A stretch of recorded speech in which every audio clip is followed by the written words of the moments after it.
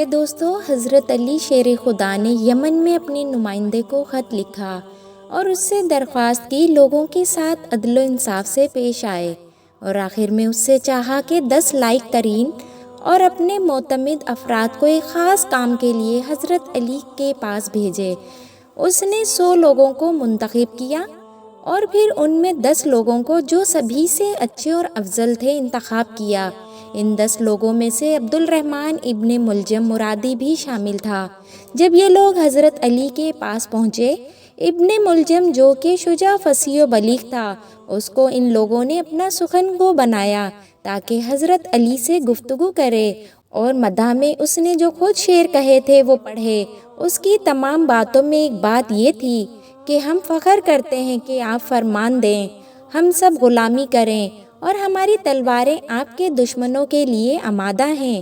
امیر المومنین حضرت علی رضی اللہ تعالیٰ عنہ نے بعد میں اس کو اپنے پاس بلایا اور فرمایا، تمہارا نام کیا ہے؟ اس نے کہا، عبد الرحمن۔ حضرت علی نے کہا، تمہارے باپ کا کیا نام ہے؟ کہا کہ ملجم۔ حضرت علی نے کہا، کس قبیلے سے ہو؟ کہا، مراد سے۔ پھر حضرت علی نے اس سے 3 مرتبہ کہا، کیا تم مرادی ہو؟ کیا تم مرادی ہو؟ کیا تم مرادی ہو؟ ابن ملجم نے کہا، جی ہاں امیر المومنین۔ اس وقت حضرت علی نے زبان پر کلمہ ترجیح جاری کیا، انا للہ و انا الیہ راجعون۔ ابن ملجم صفی اور نہروان کی جنگوں میں حضرت علی کے قافلے کے ساتھ ساتھ تھا۔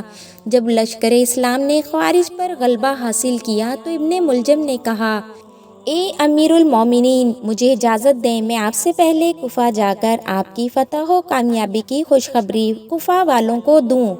حضرت علی نے کہا، تمہارا مقصد اس کام سے کیا ہے؟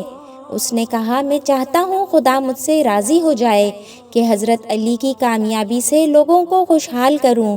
حضرت علی نے اجازت دی۔ اس نے ایک جھنڈا ہاتھ میں لیا، کوفہ کی طرف گیا، شہر میں داخل ہوا اور بشارت بشارت کی فریاد شہر میں گونجی۔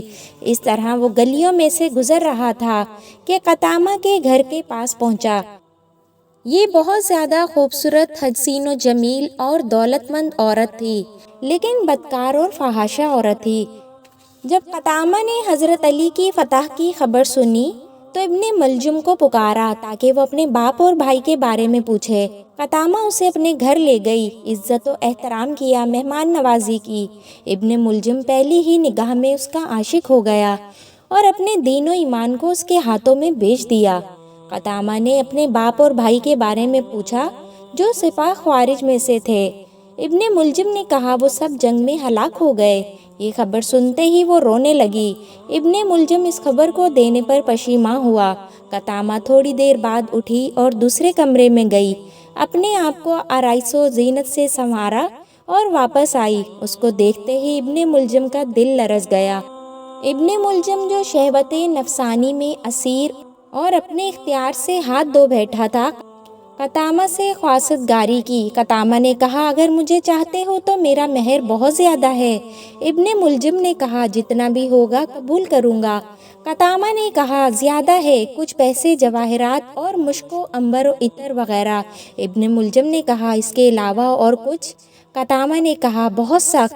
پھر وہ اٹھی اور کمرے سے گئی اور اپنے آپ کو دوسری شکل میں آرائش کی اور واپس آئی۔ ابن ملجم جو جنون کی حد تک پہنچ گیا تھا، کہا کہ اور کیا چاہتی ہو؟ قطامہ نے کہا، حضرت علی کا قتل۔ ابن ملجم ایک دم لرزا اور پریشان ہوا۔ اس سے اگلے دن ابن ملجم کو اطلاع ملی کہ یمن میں اس کا باپ اور چچا مارے گئے ہیں اور اب وہ اپنے باپ اور چچا کی وراثت کا اکیلا مالک ہے۔ یہ سنتے ہی ابن ملجم یمن روانہ ہوا تاکہ بے تحاشا دولت لا کر قطامہ کے قدموں میں ڈال دے۔ وہاں پہنچ کر اس نے سب جائیداد کو فروخت کیا اور مال و دولت لے کر چل پڑا۔ راستے میں اسے ڈاکوؤں نے لوٹ لیا اور وہ سارا مال لے گئے۔ ابن ملجم جنگل میں سرگرداں تھا، لیکن تھوڑی دیر بعد ایک قافلے سے جا ملا اور ان کے ساتھ ہمسفر ہو گیا۔ قافلے میں وہ 2 شخص کا دوست بن گیا۔ ان دونوں کا تعلق خوارج سے تھا۔ ان لوگوں نے کہا ہم نے عہد کیا ہے کہ علی، معاویہ اور عمرو آس کو قتل کریں گے۔ اس گروہ کا نظریہ یہ تھا کہ یہ تینوں لوگ مسلمانوں کے درمیان اختلاف کا سبب ہیں۔ چنانچہ عبد الرحمن نے قبول کیا کہ وہ حضرت علی کو شہید کرے گا۔ وہ کوفہ پہنچا اور سیدھا قدامہ کے گھر گیا۔ یہ فحاشہ اور خود فروش عورت اس کے لیے شراب لائی اور ابن ملجم مست ہوا اور پھر قدامہ کے پاؤں پر گرا اور اس کے وصال کی خواہش کی، لیکن قدامہ نے کہا جب تک حضرت علی کو شہید نہیں کرو گے تب تک ایسا نہیں ہو سکتا۔ ابن ملجم جو مجنون و پاگل ہو گیا، اس نے کہا ابھی جاتا ہوں اور حضرت علی رضی اللہ تعالیٰ عنہ کو شہید کرتا ہوں۔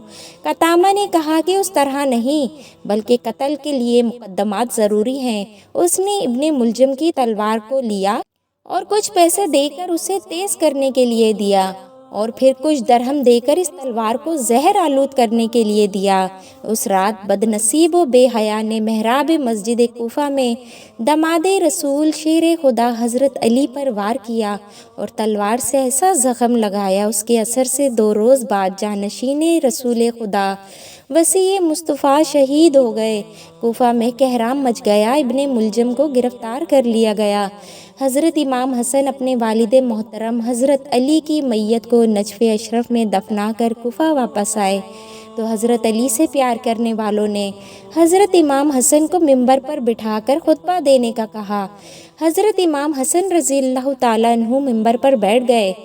حضرت امام رضی اللہ تعالیٰ عنہ اتنے زیادہ غمگین تھے کہ آپ رضی اللہ تعالیٰ عنہ سے بولا نہیں جا رہا تھا۔ حضرت امام حسن رضی اللہ تعالیٰ عنہ جب تھوڑے سے پرسکون ہوئے تو آپ رضی اللہ تعالیٰ عنہ نے کھڑے ہو کر بڑے جوش سے ایک خطبہ دیا۔ خطبے کے بعد آپ نے حکم دیا کہ عبد الرحمن ابن ملجم کو حاضر کیا جائے۔ جب عبد الرحمن ابن ملجم پیش ہوا، حضرت امام حسن رضی اللہ تعالیٰ عنہ نے اپنے والد حضرت علی رضی اللہ تعالیٰ عنہ کی وصیت کے مطابق عبد الرحمن ابن ملجم ملعون پر ایک خاصی ضرب لگائی۔ ابن ملجم ملعون ضرب لگنے سے جہنم میں پہنچ گیا۔ ابن بطوطہ لکھتے ہیں کوفہ کے سفر کے دوران کوفہ کے مغرب میں ایک مکمل سفید زمین کے درمیان ایک حصہ نہایت ہی کالا ٹکڑا دیکھا، اور جب میں نے تجسس کی حالت میں سوال کیا اور اس کے بارے میں تحقیق کی تو اس علاقے کے ایک مکین نے جواب دیا یہ حصہ حضرت علی رضی اللہ تعالیٰ عنہ کے قاتل ابن ملجم کی قبر ہے، اور اہل کوفہ کی یہ رسم چلی آ رہی ہے کہ ہر سال یہاں لکڑیاں جمع کر کے 7 دن تک ان لکڑیوں کو جلاتے ہیں، اس وجہ سے زمین کا یہ حصہ کالا ہو گیا۔ پیارے دوستو، 750 عیسوی میں بنو امیہ کی حکومت کا تخت بنو عباس نے الٹ دیا۔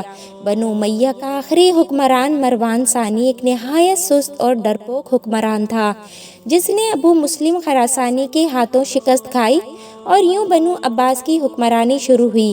تاریخ کتابوں میں درج ہے کہ ابو مسلم خراسانی نے بنو عباس کے ابو الجعفر منصور اور ان کے بھائی ابو العباس الصفح کو حکمرانی سونپ دی۔